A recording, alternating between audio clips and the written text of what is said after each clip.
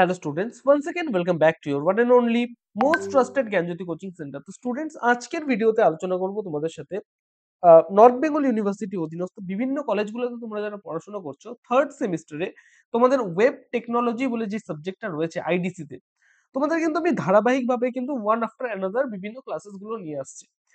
আজকের ভিডিওতে আলোচনা করব তোমাদের সাথে ইউনিট নাম্বার 2 থেকে আমাদের এটা পার্ট নাম্বার 3, থার্ড পার্ট এটা। ঠিক আছে, আমি এর আগে কিন্তু কোয়েশ্চেন নাম্বার 1 থেকে কোয়েশ্চেন নাম্বার 20 পর্যন্ত আমি সলভ করে দিয়েছিলাম, আমি তোমাদের সামনে প্রেজেন্ট করেছিলাম। আহ, আজকের ভিডিওতে আলোচনা করব কোয়েশ্চেন নাম্বার 21 থেকে। ঠিক আছে, বলেছে the L I tag used with, কার সাথে ইউজ করা হয় এল আই ট্যাগটা? ঠিক আছে, ও এল নাকি UL, sorry, O L and UL নাকি হচ্ছে টেবিল নাকি পি, মানে প্যারাগ্রাফ ট্যাগ নাকি হচ্ছে এইচ ওয়ান ট্যাগ? এটা কিন্তু ও এল এবং ইউএল ট্যাগের সাথে কিন্তু মানে ইউজ করা হয় এলআই ট্যাগটাকে। ঠিক আছে, এলআই অর্থাৎ লিস্ট, কোনো একটা লিস্ট তৈরি করার জন্য কিন্তু এলআই ট্যাগটাকে কিন্তু ইউজ করা হয়। ঠিক আছে, ওকে। 22 নম্বর যে কোয়েশ্চেন রয়েছে, which HTML tag is used to create a hyperlink? দেখো, অনেক সময় তোমরা উইকিপিডিয়াতে বা কোনো কি বলবো ব্লগিং সাইটে অনেক সময় দেখতে পাবে যে কিছু টেক্সটের মধ্যে কিন্তু কিছু কয়েকটা টেক্সট কিন্তু হাইলাইট করা থাকে। সাপোজ একটা এক্সাম্পল যদি আমি নেই, আহ, একটা এক্সাম্পল যদি আমি যদি বলি হোয়াট ইজ আইপি অ্যাড্রেস, এটা যদি আমি সার্চ করি, সাপোজ ফর এন এক্সাম্পল এটা যদি সার্চ করি, এখানে দেখতে পাবে বিভিন্ন ধরনের ওয়েবসাইটের লিংক এখানে কিন্তু চলে আসবে। ঠিক আছে, এবার এই ওয়েবসাইটের লিংকের মধ্যে তুমি যদি কোনো একটা লিংকে ক্লিক করো, ক্লিক করার সাথে সাথে দেখতে পাবে একটা তোমাদের আর্টিকেল ওপেন হয়ে গেল। এবার আর্টিকেলের মধ্যে অনেক সময় দেখো, দেখো এইভাবে করে লিংকের একটা অপশন থাকে। এখানে আমি যদি কার্সর নিয়ে যাই, দেখো এখানে ক্লিক করলে আমি অন্য একটা জায়গায় রিডাইরেক্ট হবো। এইটাকে বলা হচ্ছে হাইপার লিংক। ঠিক আছে, এটাকে কি বলা হয়? হাইপার লিংক বলা হয় এটাকে। ঠিক আছে, বলেছে এখানে যে which HTML tag is use to create hyper link. এরকম ধরনের একটা হাইপার লিংক তৈরি করার জন্য কোন এইচটিএমএল ট্যাগটাকে আমাদের ইউজ করতে হবে? বি নাম্বার হবে অ্যান্সার, সেটা হচ্ছে এ ট্যাগ। এ অর্থাৎ অ্যাঙ্কার ট্যাগ বলা হয় এটাকে। ঠিক আছে, the attribute used to define the link destination is a tag, in a tag is ref, href। মানে ধরে নাও এই জায়গাটা তুমি তো এ ট্যাগ দিয়ে, অ্যাঙ্কার ট্যাগ দিয়ে তো তুমি এটাকে ক্রিয়েট করে দিলে, হাইপার লিঙ্কটাকে তো ক্রিয়েট করে দিলে। এবার ক্লিক করার পরে ইউজার কোথায় রিডাইরেক্ট হবে সেটা কিন্তু সেই ডেস্টিনেশন, সেই যে ফাইল পাথ, সেটা দিতে হয় হচ্ছে রেফ ট্যাগের, রেফের আন্ডারে কিন্তু দিতে হয়। সুতরাং এর সাথে আমাদের রেফটাকে কিন্তু ইউজ করতে হয়। তারপরে কি বলছে, an anchor tag. Anchor tag কোনটাকে বলছে? এটাকে কিন্তু অ্যাঙ্কার ট্যাগ বলা হয়।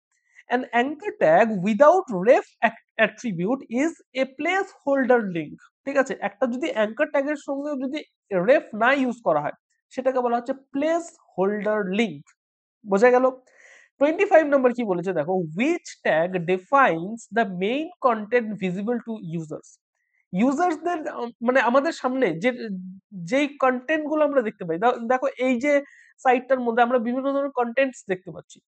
এই কন্টেন্টস গুলো কিন্তু এই বডির আন্ডারে কিন্তু রয়েছে। বোঝা গেল? তার মানে বডির আন্ডারে যে কোনো লেখা থাকুক না কেন, সমস্ত কিছু কিন্তু ইউজাররা দেখতে পায়।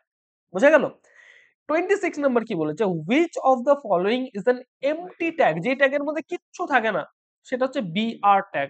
ব্রেক, লাইন ব্রেক করার জন্য কিন্তু আমাদের বিআর ট্যাগ কিন্তু ইউজ করতে হয়। নাম্বার 27 কি বলেছে দেখো, which symbol is use to indicate tag in HTML? HTML এর মধ্যে ট্যাগ কিভাবে ডিফাইন করতে হয়, কিভাবে ইন্ডিকেট করা যায়? এই যে দেখো এখানে লেস দ্যান আর হচ্ছে গ্রেটার দ্যান যে সাইনটা রয়েছে এটার মাধ্যমে। বোঝা গেল? 28 নম্বর কি বলেছে, HTML comments are written inside কিসের মধ্যে? কমেন্টস। আচ্ছা, কমেন্ট বলতে কি বোঝাচ্ছে? ধরে নাও তুমি কোডিং করছো, কোনো একটা জায়গায় মনে হচ্ছে যে এই জায়গাটা না এটা হবে না, এই লাইনটা এই জায়গাটা এক্সিকিউট করা যাবে না, কিন্তু পরবর্তীকালে এই লাইনটা আবার লাগতে পারে, দরকার পড়তেও পারে। সুতরাং এই জায়গাটাতে কি করা যায়? এমন একটা জিনিস করা যায় যেটা কোনোদিন এক্সিকিউট হবে না, কিন্তু এই জায়গাটা থেকে যাবে, আমাকে মনে করানোর জন্য থেকে যাবে। তার জন্য আমরা কি করি, কমেন্ট করতে হয় সেই লাইনটাকে। আর কমেন্ট HTML এ কিন্তু এটার মাধ্যমে কিন্তু কমেন্ট করা হয়, এটা কিছু না।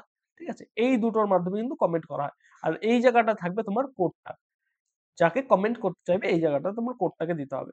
বোঝা গেল? 29 নাম্বার যেটা রয়েছে, the meta tag is used inside.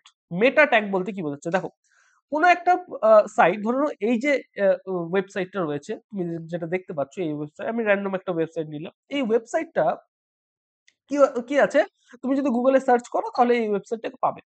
ঠিক আছে, এবার গুগলকে তো জানাতে হবে একটা সাইট এখানে আছে, গুগলের মধ্যে একটা সাইট আছে। ঠিক আছে, 14ent বলে একটা সাইট আছে। তাহলে জানানোর জন্য কি করতে হয়, এই যে হেড ট্যাগের আন্ডারে মেটার দেওয়া একটা একটা মানে কি বলবো স্ক্রিপ্ট কিন্তু, মেটার দেওয়া একটা স্ক্রিপ্ট কিন্তু হেড ট্যাগের মধ্যে লিখে রাখতে লাগে। তো এখানে কি বলেছে, the meta tag is used inside, কার আন্ডারে রাখতে লাগে, সেটা হচ্ছে হেড ট্যাগের আন্ডারে। বোঝা গেল?